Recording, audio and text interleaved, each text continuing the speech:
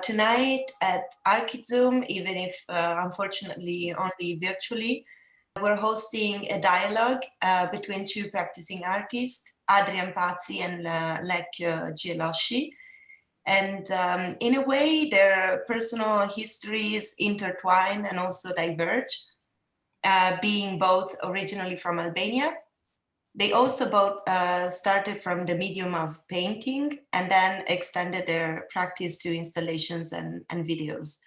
Like Gjeloshi's practice addresses the very notion of art against different disciplines such as philosophy, photography, translation, questioning the role of artists and also of artworks. His practice is multimedia, and for us is of extreme interest because it mainly starts from the absence of a predetermined object of investigation. And by reading the description of his work, there's a series of striking definitions that come up, that popped up while reading the description, such as the dilemma of silence, a poetic vacuum, the concept of overturn and mystical gestures, and many others. Lek has already presented his work into several solo exhibitions in Florence, in Pristina, in Tirana, and he was also the winner of Young Visual Artist Prize in Albania. Besides being an artist, Lek is also the head of the Conservation and Management of Collections Department at the Marubi National Museum of Photography. And the other artist that is here with us tonight is Adrian Paci, and his practice explores the existential and the social problems of our time, topics such as migration, mobility, loss, displacement, globalization, but also nostalgia and memory are at the core of Paci's practice. And they reveal his ability to put into tension what is conflicting, but also what is wonderful. His works explores the limits between personal and collective identities in a journey towards impossible destinations or impossible political freedom. And there's also always a tension also between the ordinary and the exceptional, between the real and the fictional. And this tension appears in his works. And it's able to reveal how personal history can also melt into collective memories and identity.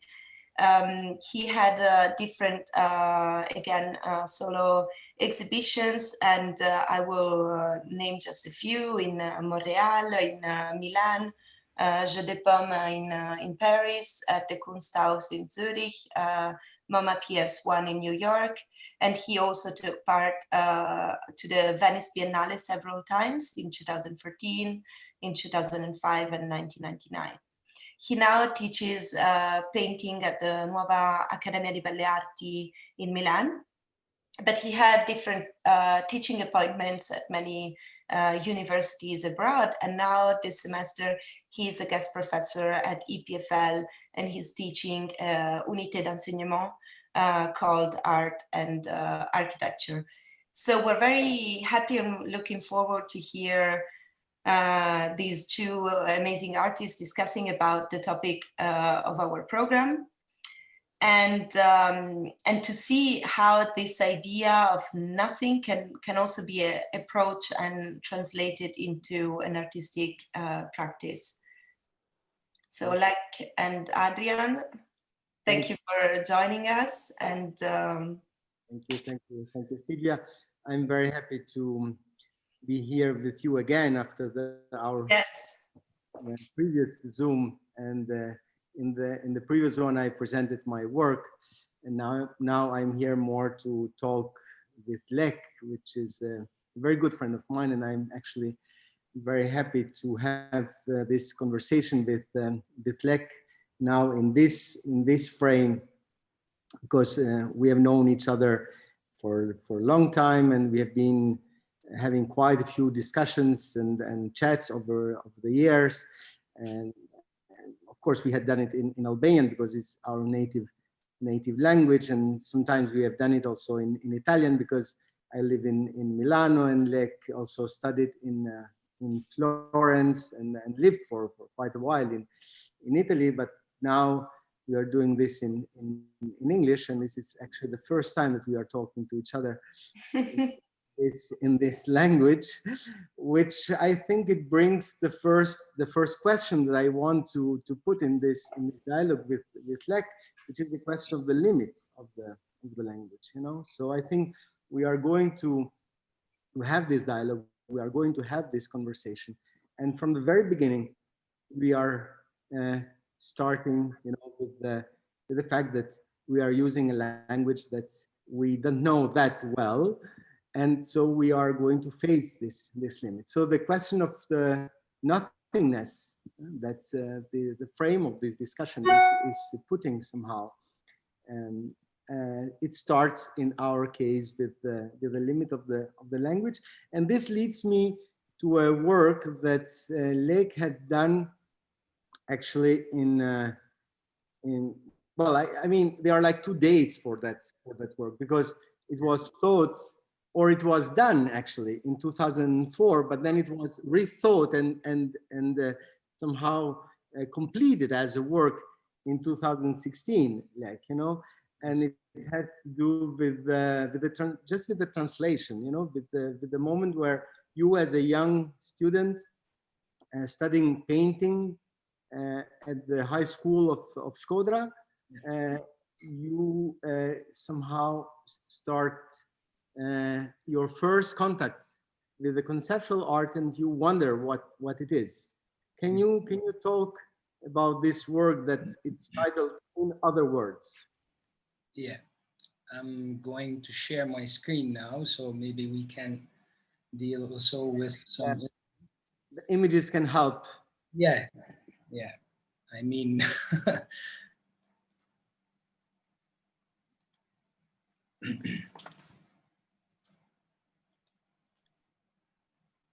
yeah. So this is, in other words, this is a documentation. In fact, it was this first adventure against the contemporary art. It was a kind of unfaithful relation because of this particular ambiguity of the translation, as always, we know, you know. And I started in Shkodra, as Adrian said before. I was completely working in a different way. I was painting every day and drawing and trying to relate with a very emotive process of being part of the art process. And when I heard for the first time someone that says me, you know, you have to search this important and well-known artistic movement, conceptual art. I didn't know anything about conceptual art, of course, but it was a kind of curiosity, this kind of opposite meaning, because art is, for us in that period, was something very deep and emotional, and conceptual was a kind of cerebral and very cold term, you know. So how can art be conceptual? You know, in that moment, it was also something that happens with Adrian, because he came in Shkodra and he did this video screening in the cinema of Cinema Millennium, of the only cinema that we have actually in town. And, you know, I was relating for the first time with a concrete example of a contemporary art work. And it was everything by this language, new language, like the video was for me in that period. But I understand something until now, this exigence to make use of that particular medium in case of Adrian. So it was something very separated by my language and by my reality, but it was somehow something that didn't shock me, but it was a kind of pushing me in this new path, in this new moment of searching for something something different and something ambiguous. As I told before, conceptual art was a very alienating will of searching for something. But in 2004 in Shkodra, it was context without libraries with art histories or contemporary art history books, etc. So it was a very complicated context to do this research. And also the internet, it was not so sophisticated like now. So without smartphones, without personal Wi-Fi connection, the only place possible for us were this place called Internet Cafe. It was a kind of, just to quote a little bit Michel Foucault, a kind of heterotopia, you know, this place when you can relate with other dimensions that are not part of your reality. And it's very weird because this Internet Cafe was named, you know, Artcom. So it was, for so many reasons, something to do or to pretend with this term. And I went there and I, with some friends, I was not alone. Of course, I was the leader of this new adventure, you know, let's go and let's search about this thing.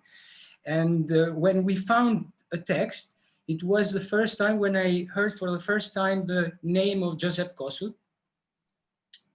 But the text was in English, and I was not able to understand the meaning of that text. So I sent it to a translator. But in Shkodra, there is a street, Adrian knows, the street of the district court, that is full, is with translators. But the translators are all legal translators, so they are notaries. And I sent there this text, and after 3 days, I took these 2 papers with a paper, an extra paper, I have to say, something that was not part of the text, but was a kind of certification by the notaries, not with a question, as the artistic experience can prove to us. You know, in art, it's very important to ask questions. But this paper was an answer, in fact. It was an answer, a kind of sentence of this translator. And I remember exactly the text is very short, and it says to me, I confirm you that the copy is identical with the original. And that's it. And this certificate now is a legal document of Albania. So if someone wants to search for this document with some details and information, can find it. So this was the way I started. But after few months, I went in Italy, and after I started, of course, a different path, a different way of relating with this moment of curiosity, and I started, of course, doing the first works and the first. But then, like you showed this piece, and actually, if I'm not wrong, this photograph that we are seeing now, it's from your first solo show in Shkodra. Yes. At the City Gallery. Yes, the Civic Gallery. And yeah, it was important to show this moment because it was the starting point. But I found after many years after, that was something very, very important in this process. So of course it started in 2004, but in 2016, of course, with a little help by you always push me to, come on, do that, you know? And it became a part of this exhibition that was entitled Of Cells. That is a word from Giorgio Agamben, from this relation with the time and with the contemporary as a dimension of a subject that lives in a particular moment of his historic moment, you know?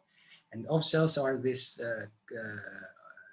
cells of the eye that are that are off, of course, but through these cells, we can perceive the darkness not as a lack of light, but as something that has their own, if I could say, ontology. So the darkness is not just the absence of something, but is something that has their own, you know, their own substance or reality or presence. So this was my starting point of in other words. So also the title, in other words, means when we are trying to fix a point and we want to fix it better, sometimes we say in other words, and after we try to reconsider the articulation of the meaning. But like, in that show, you had another work that you showed for the first time, because this was your, let's say, your start with conceptual art, and then you decided to show it as part of your exhibition. But in that exhibition, I think for the first time you showed a new video, yes, which I like very much, and maybe we can see it later. But I wanted to also put this kind of anecdotal moment when me and Lek were going to visit some nice places in the mountains, and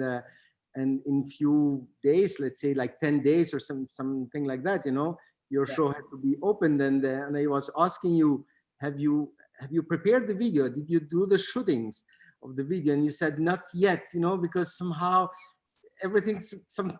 something went wrong and you never managed to do this. And you said, maybe I will do it tomorrow or maybe after tomorrow. And I said, come on, you should do it now, you know. So I kind of forced you to call the cameraman and to fix the hour, you know, where you should go and film these scenes, because somehow I had the feeling that you were like postponing this, you know. So this idea of not doing it, you know, so somehow it was an idea that you had in your mind for a while, and you were like still contemplating the possibility of doing it without kind of really doing it, you know, or making it happen, you know. So somehow it reminds me of this idea of the, like, you know, like the Spinoza that says that, you know, the human being is contemplating his own possibilities, you know. Yeah. Like, you know, this gesture of contemplating the possibility more than just making it, you know. So but then you did it at the end, you know. You I did it. Waited until the last moment, and then you did it. So maybe we can see maybe a fragment of that video, because I think we spoke quite a lot for the first work, so maybe we can be a bit more quick, and otherwise it's like 20 minutes that we spent with the first work.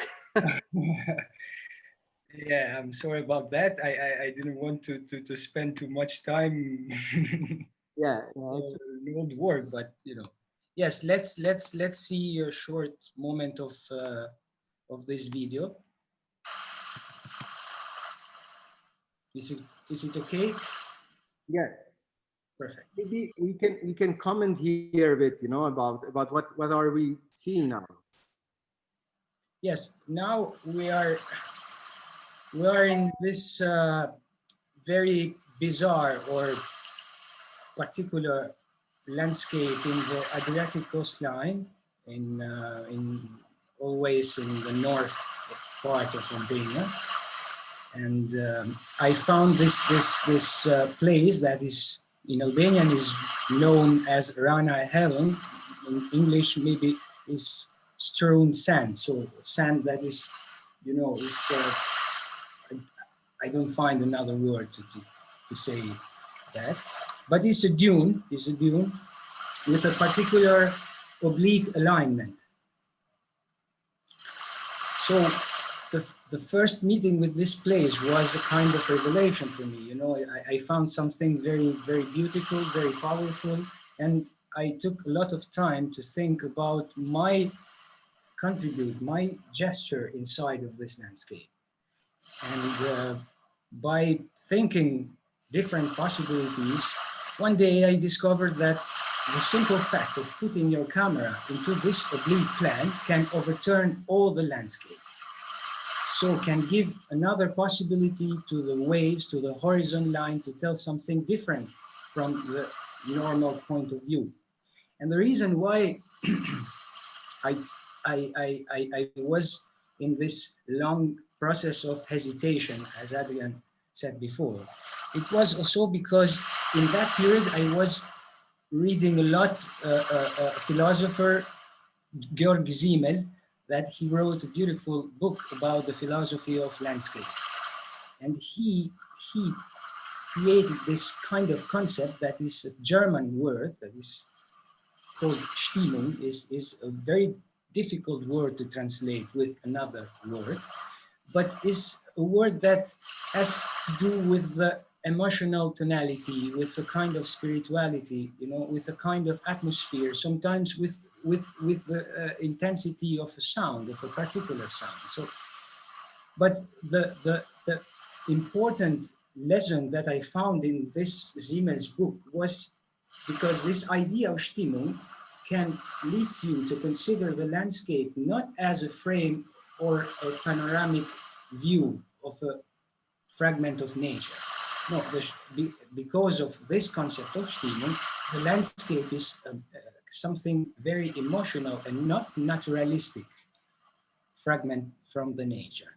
So that's the reason why I did this long take in black and white, because I was not interested in the natural information of the place, but I was somehow related with this moment of overturning this landscape and with the dimension of this impossible landscape, because in this way, without saying what I'm saying now, it looks like an impossible landscape, but there's no effect. There's nothing.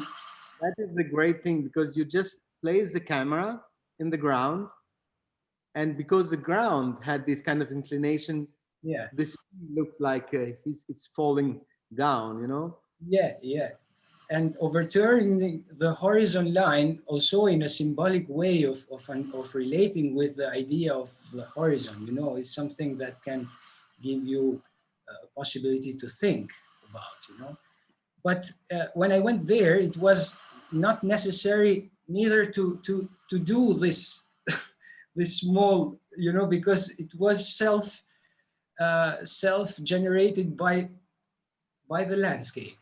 So I like very much this condition where I am completely cut off from the this need to do something, you know. Yeah. So and again, like I want to talk about another work of you, because this idea of this somehow this connection with this tendency for small gestures is somehow part of your yeah. plan, say, you know. So yeah, and maybe now we can see this image, you know, that is about this work you presented at Casa Masaccio in Tuscany. Yeah, in Tuscany, yeah. In Tuscany, where somehow you saw the gallery not as not only as a space, but also as something connected to the time, with the dimension of the time. Yeah. So as somebody that wants maybe to bring a bigger object inside a smaller space, you brought there a longer film. Yeah.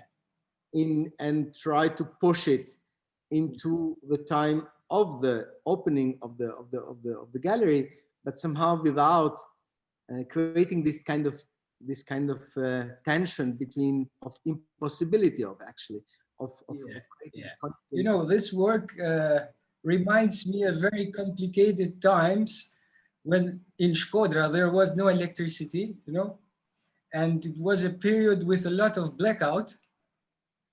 Maybe you can remember.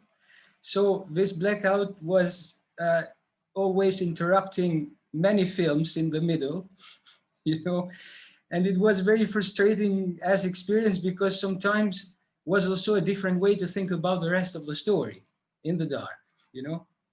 So in this case, I did this screening with trying to create or to emphasize this conflict of time between the the time of the movie, that is very long, 7 hours and a half. Tango of Bellatar, no? Tango by Bellatar. It is a very struggle story, in fact.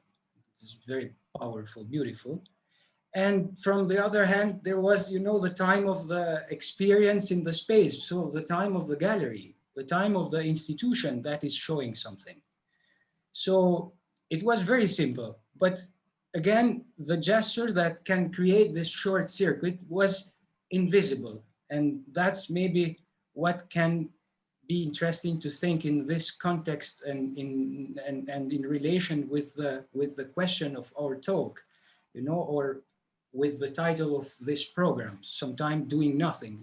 It's almost nothing, in fact. It's not a nihilistic nothing. It's not something that has nothing to do or to provoke, you know. It's nothing discrete, you know. It's very almost hidden, you know.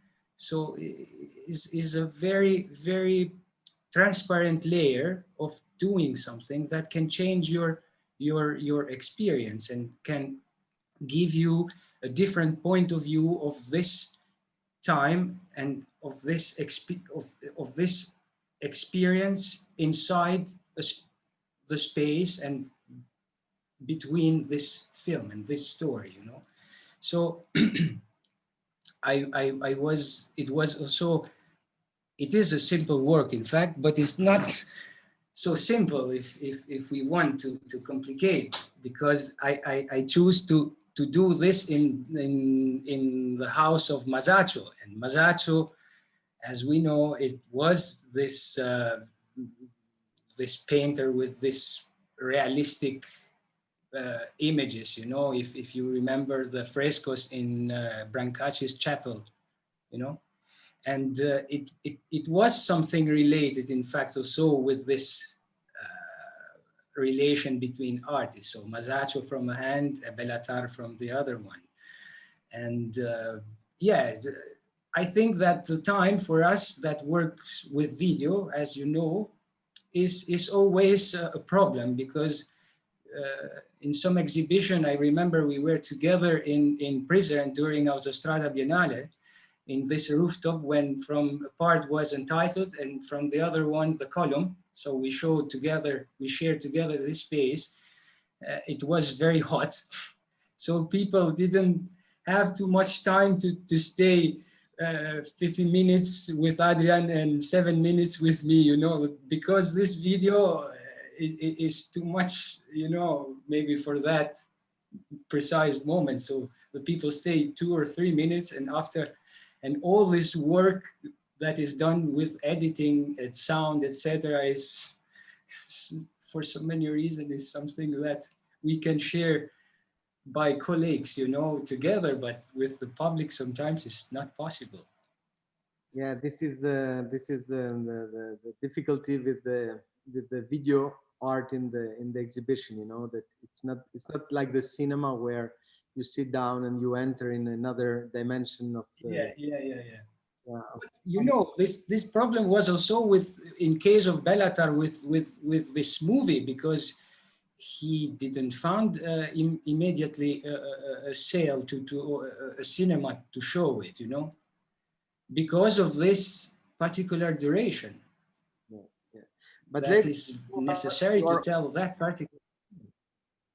You're also very much interested in exploring also the space in the, I mean, the exhibition space, and many times your work is built in the space, and it's built in strong relationship with the space and with the way you perceive physically the space. And you do it through very simple gestures also in this case. Now we are seeing this image from your work, Aka Resistance. In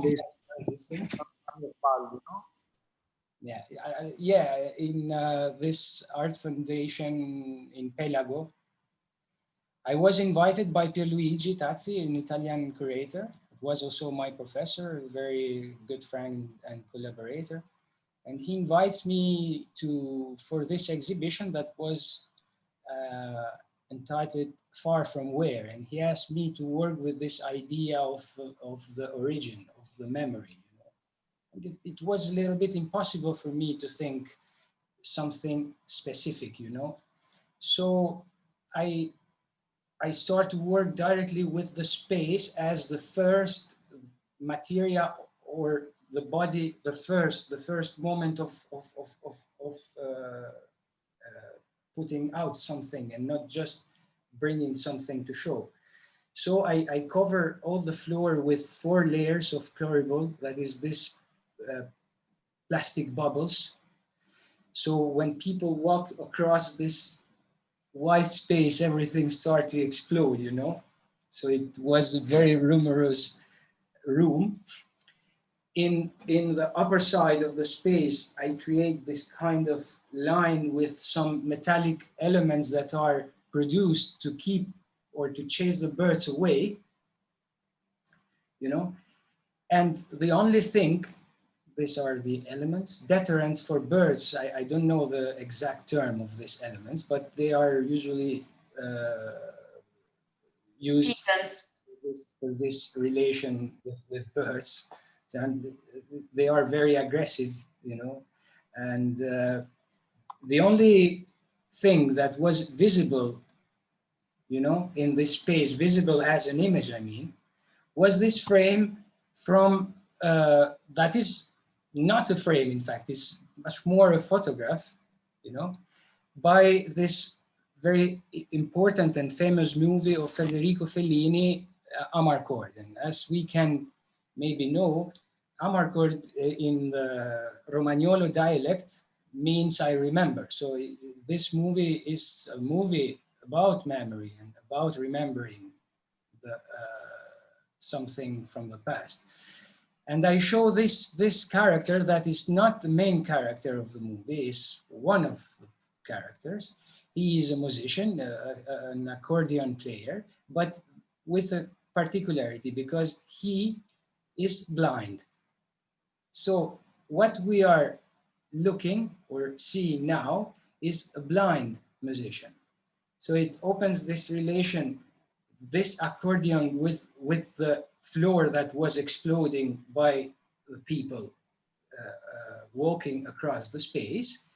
And with this relation of looking at an image, but the subject inside is impossible to do this simple thing, you know? And it was very important as a moment for my work, because it's very eloquent what interests me inside an image or a cultural reference. I never use a quotation from cinema just to celebrate the author or the movie. It's something different that interests me. So in this case was a way to make present a reference about memory, but not to my private memory. Because in Italy, as we can imagine, Amarcord and Fellini, they are very well known. So it's to talk with, to evoke a collective memory about something, and not a personal one. So this was more or less the idea of this. But I want also to underline the title of this work, that somehow brings me to this reflection about what Deleuze calls, you know, I mean, when he talks about art, he or the act of creation, you know, he connects it with the resistance. You know? Yeah. Art is an act of resistance somehow. Mm-hmm.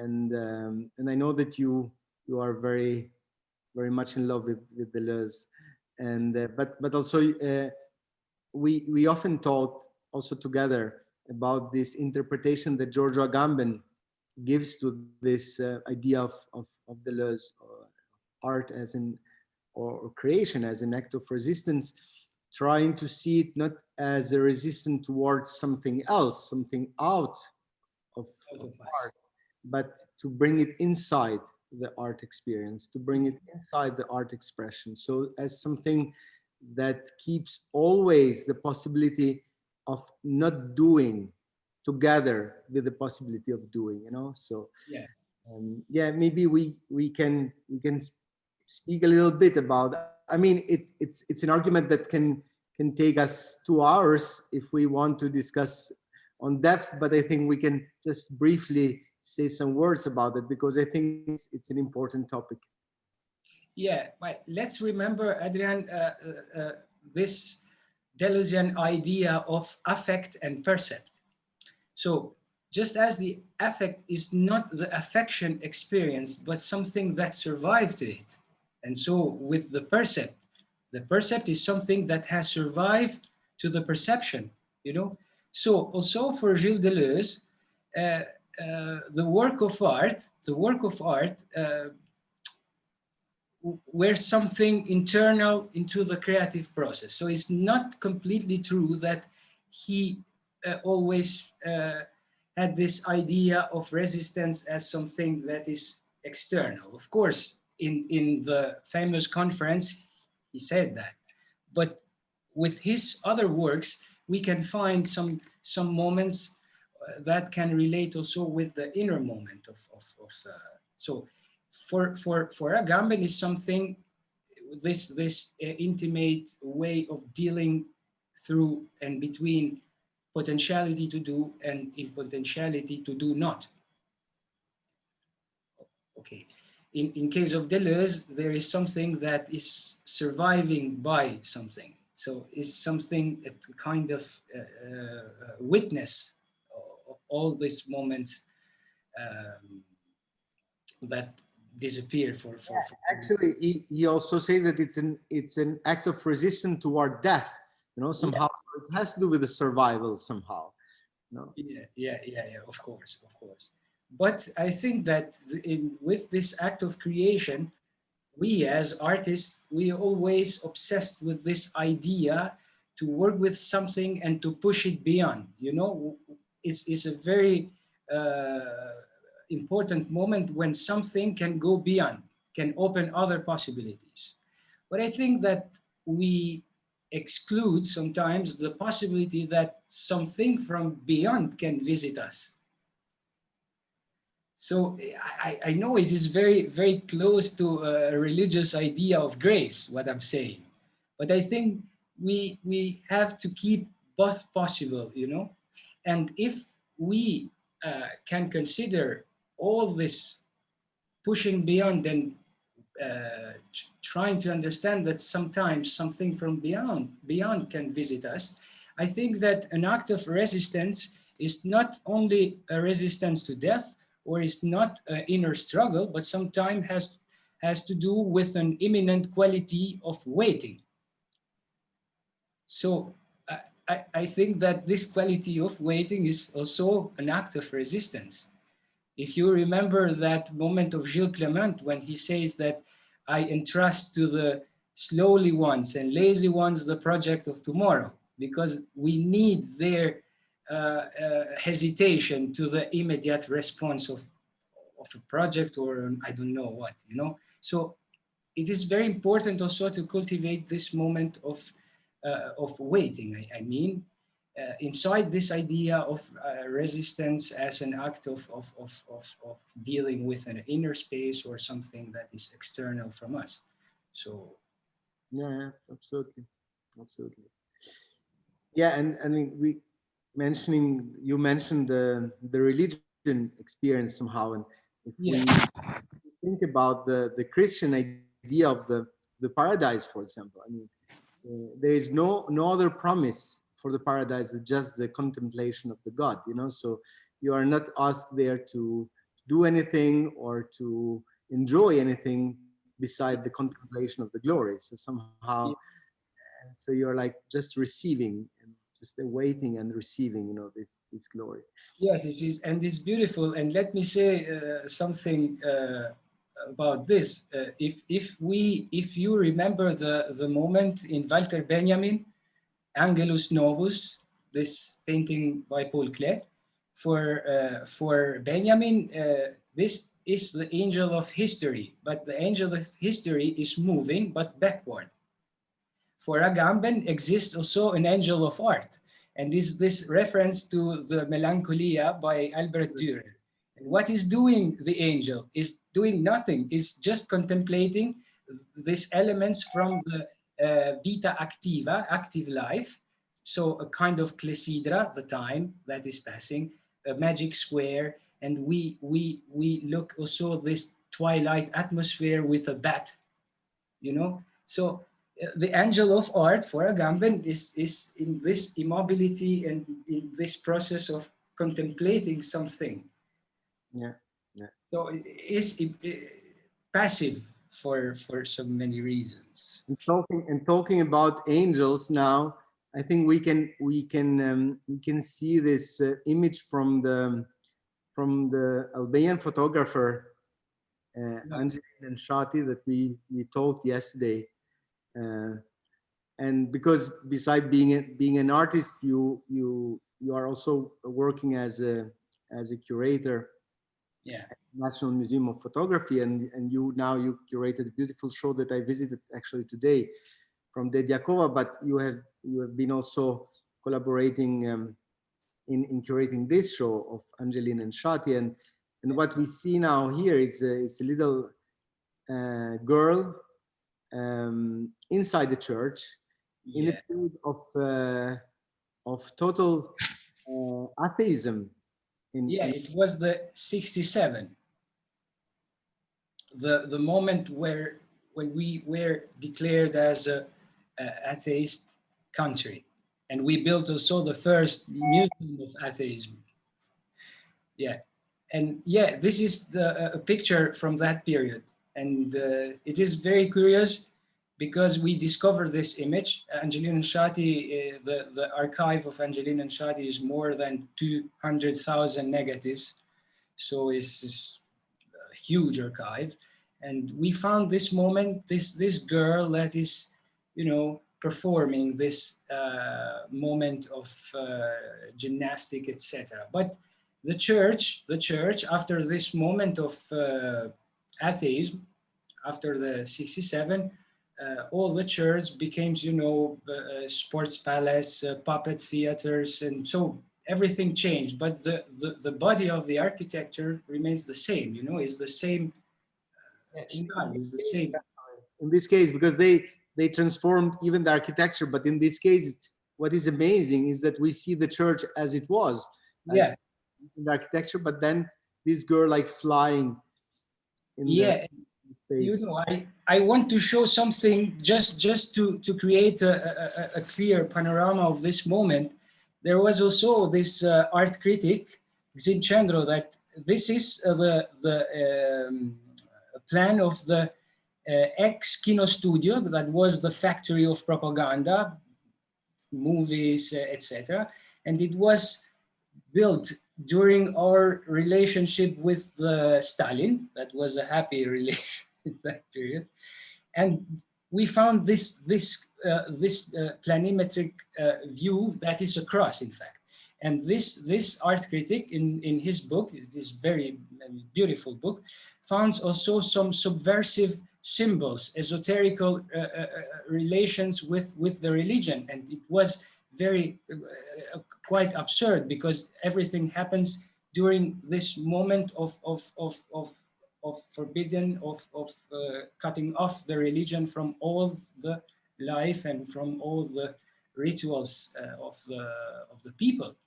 But I found also this is the Asylum of Shkodra, that is very close to my house, that also has this kind of religious, symbolic religious inside, you know, this cross looks like a little bit crazy, a kind of futuristic cross, you know. So Angelina Shati did this picture, and it's curious because we are dealing with this body, the body of the girl that is performing, so with this moment of speed, and the body of the camera, the shutter speed. So with this coincidence or non-coincidence, we have this maybe transcendental image that in fact was completely did in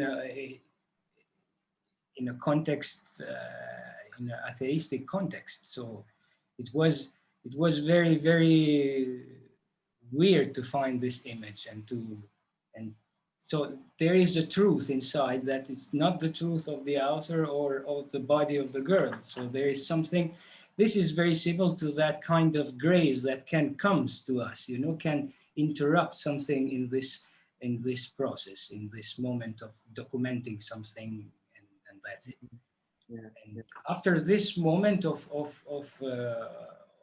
discovering this huge archive, I found this old machine of testing 35 millimeters negatives that the photographers of our archive used long time ago. And I was a little bit afraid to test the films of Angelina Shadi because this machine was very old, and I was afraid, as we know, that the pellicola can burn easily, you know. And a friend of mine comes to me with a bunch of roll films and says to me, you know, like, you can use this roll films because they are not so important. So you can test the machine with this. You can destroy them easily somehow, you know. Yeah.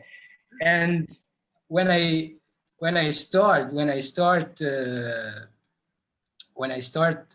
this moment of research and testing this machine, I found these images that maybe we want to show now.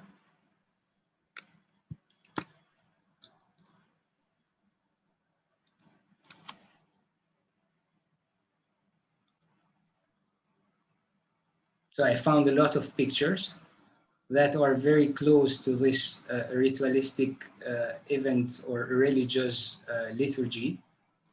So everything that we are looking at this picture is after the collapse of the communist regime. So when the religion was possible again. We are in the 90s now, eh? So this is the period when these photographs has been taken. Yeah.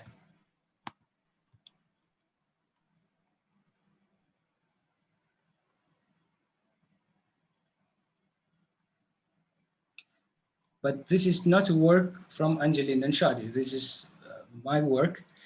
And there is also a kind of process behind these pictures, because when I start testing the machine with these films, I start taking some pictures, some negative pictures. But at a certain point, because I started painting when I was very, very young, so I was somehow attracted by this pictorial gestures and atmospheres. And I was very curious to develop them, to see what is happening in this kind of bodies and mystical gestures. So I used this very simple application by my smartphone. You know, in every smartphone, we can invert into a negative picture, a picture. But by shooting negative pictures, this negative creates this weird positive. So this is, in fact, the reason why the chromatic surface of these pictures is blue, because they are, in fact, negatives, but they are two negatives that are creating this kind of fragile and vanishing positive. So, of course, I was interested also in this imaginary of nuns and mystical presence. Shkodra is full with different religions. So it was also part of our culture. We grown up with this kind of atmosphere and idea of Easter and moments of different moments of the Catholic religion. So now this is a work that is going on because I'm discovering other pictures. We don't know if the author is just one author. Maybe there are more than one, but we don't know anything about, we have no information. So I think that it was very important to discover also these pictures in Can the you space of the archive. like, do you have here an image of the positive, how it was before you transformed them? Yeah. Well, I can do a very simple thing, because maybe it's funny to do this. I can send, for example, this on Photoshop, and I can invert it immediately. So I found the pictures in this way. So this was somehow the Yeah, picture that you took, and then yeah, you just inverted it, you know. yeah. With a simple command, you know, this is it. So Yeah. So two negatives produce this weird but beautiful. yeah, it's weird positive. It's weird. And I like, because a lot of information are vanishing, you know, so it's not a photography that is in, as in the Nanshati's case, is not a document of that moment. In this case, there is something that is going in a different direction. I mean, it's not more about information in this case. So what's the reason I like this series of images? Okay, Lek, now I think we are going toward the end of our talk and our dialogue, but I Yeah. wanted to conclude with the last work from you, Mhm. titled Huracan. Yeah, And somehow I like, because somehow instead of the nothingness that leads somewhere, we see here like the maximum of the effort that leads nowhere. yeah. Can you talk us a bit and maybe show us this a fragment from this video? Yeah, Huracan is a scale model of a real Lamborghini that donates to the policy, Italian police, state policy, you know. And when I found this model, I was a little bit, you know, curious to work with this car that is super exclusive, you know.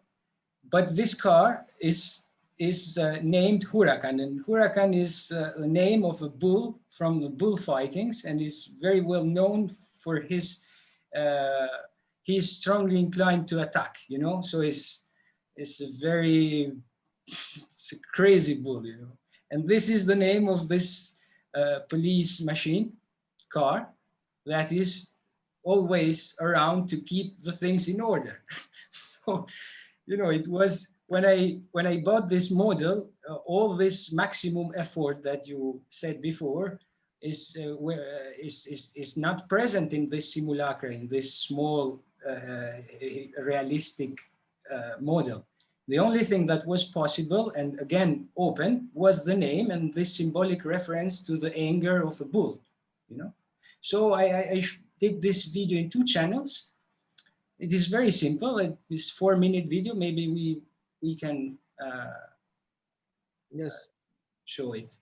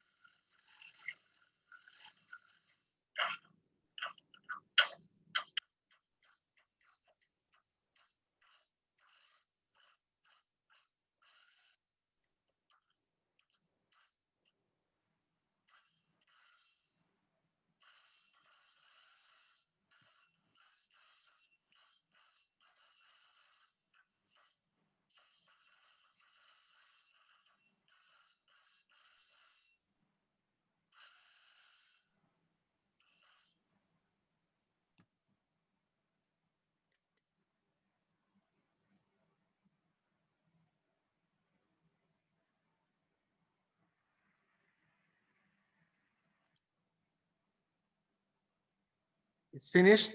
Okay.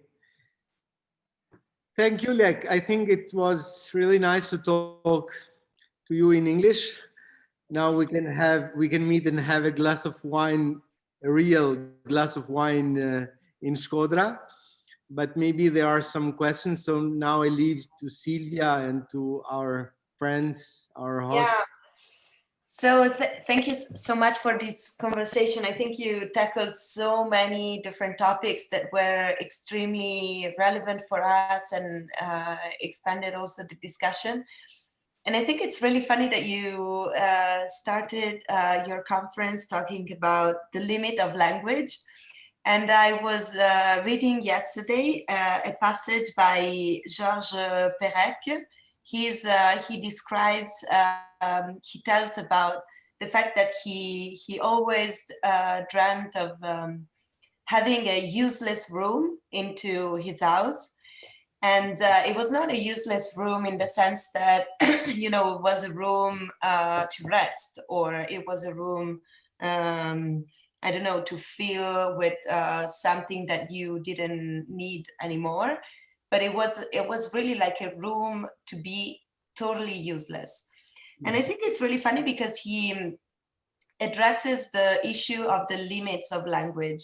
And he says, I cannot even describe this room because we're constantly obsessed with this idea of speaking about what is full, what is useful, what is functional.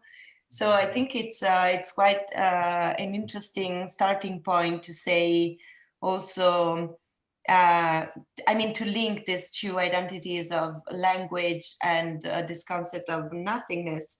And it's, in a way, it's also funny that you created, maybe, I don't know if you see it that way, maybe you can contradict me, but you see the origins of your practice, Lek, your foundation me in a sort of in this act of translation and this act of defining and translating this Joseph Kosuth passage of conceptual art. And I think there's also something, if I go on, I mean, it was so rich of topics that all of a sudden I'm gonna stop talking, but it just, yeah, is popping out so many different topics in my mind. But I also think it's interesting to understand this act of translation, as Umberto Eco also defined translation as an act of betrayal. Mm-hmm. So you define this way of having an original and a copy, but then it implies also this act of betrayal. And I don't know if you. I think yeah. we know this very well because, I mean, besides being two artists and friends and having our own practice, we are also collaborating with Lek in this project of Art House, and during the pandemic period, we couldn't do many of our activities we were planning, so we switched somehow into the translation. So we decided to start translating some short texts, and we published some little books. And we have been for a while, I mean, between April and July, but even August, I could say, discussing, you know, with Lek, but also with other friends about all these details and limits and possibilities, and how you can switch from one way of thinking through a language to another way of expressing the same thought, maybe, but in another language, always questioning yourself about this space of betrayal that you mentioned. Also, so Umberto Eco, for example, is very clear his position, because he says, you know, the translation is an act of negotiation, in fact. And this negotiation has to do with the work that is going on the surface of a text, trying to keep the deep meaning, to conserve, to preserve the deep meaning. So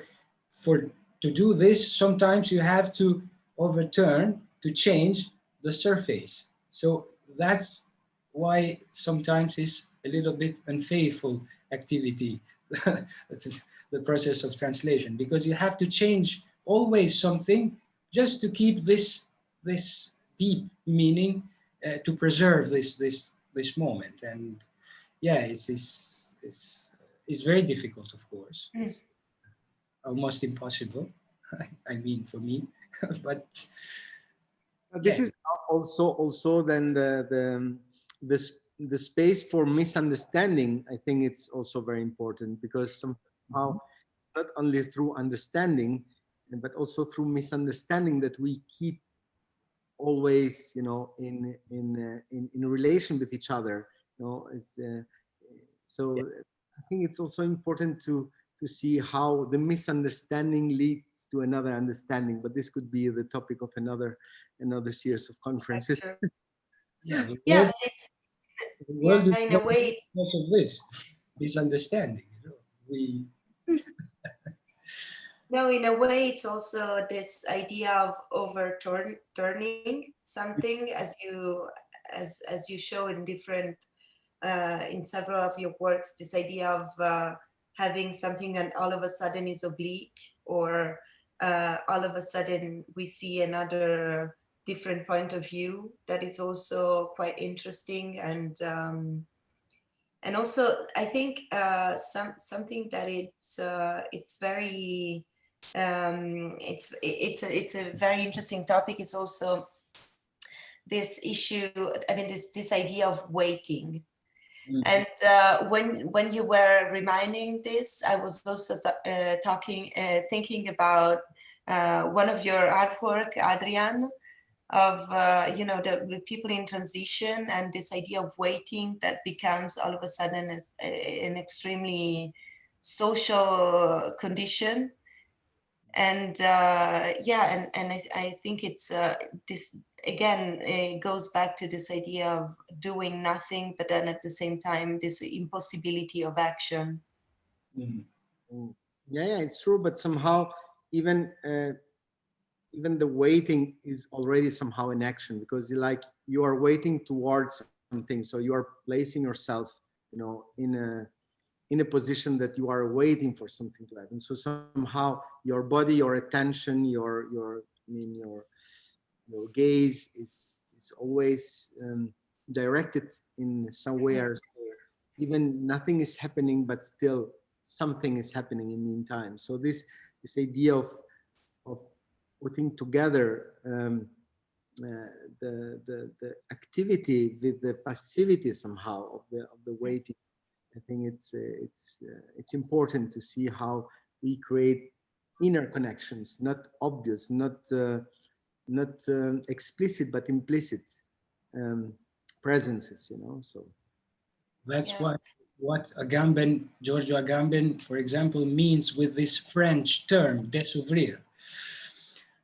In Italian, inoperosità is a way of, is not a kind of not doing something. It's always in this tension process of doing and not doing, reflecting, and so is a space in limbo, in fact, as the waiting, the process of waiting. So it's a process that is not free. You have to prepare it, the condition, I think. So it's not just the passive moment of waiting for something. No, you have to prepare it. Could I maybe ask something regarding this idea of transition? Because I thought the last piece you showed, for me, was actually about I don't know. I didn't know if I should read it as something ironical or as a tragedy, because I had the impression it really showed that there it was not about thinking of not doing something. It was really about just going into the wall and not reflecting anymore.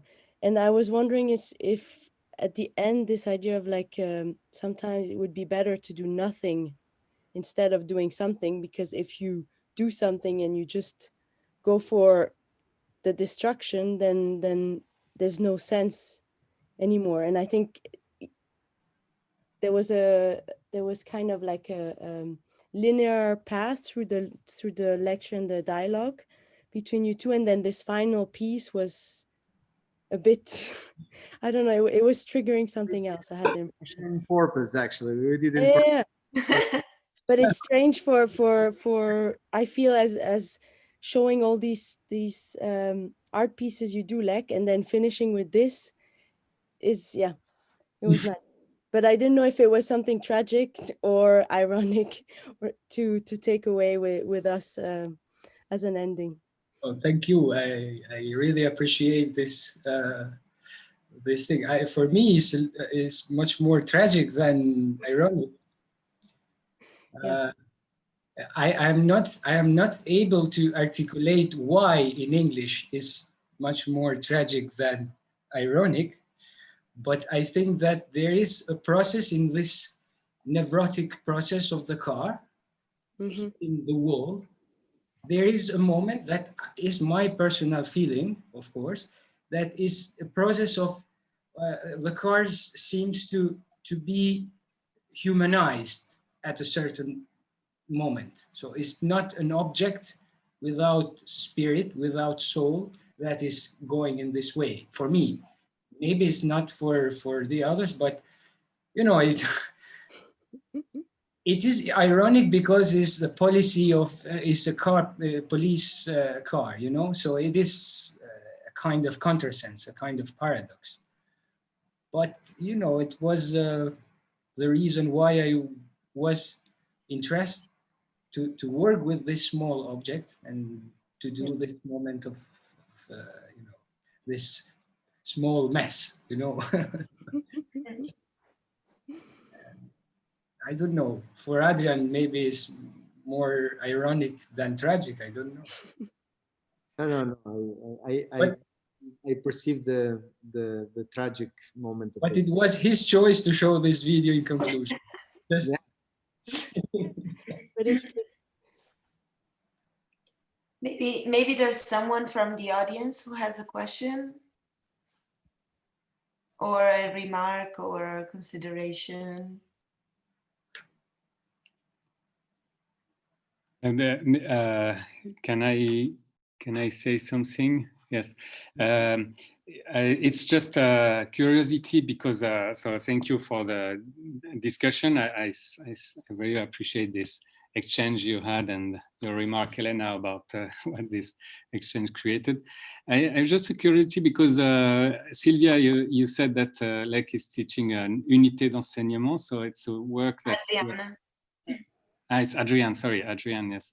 And so it's a question to you, Adrian. How is it going now? First, I find curious, I'm always curious how you can teach art and production of art with the students.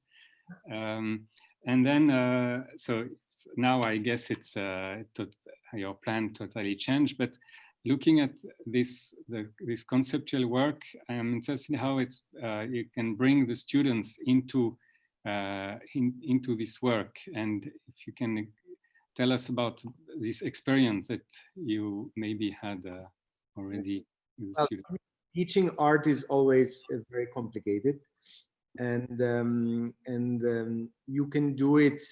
It's always like a risk, you know. You have to. It's like a dangerous moment, you know, to try to deal with the students. And the first thing is that you shouldn't put yourself in the position of somebody who knows, and they are the ones who don't know. And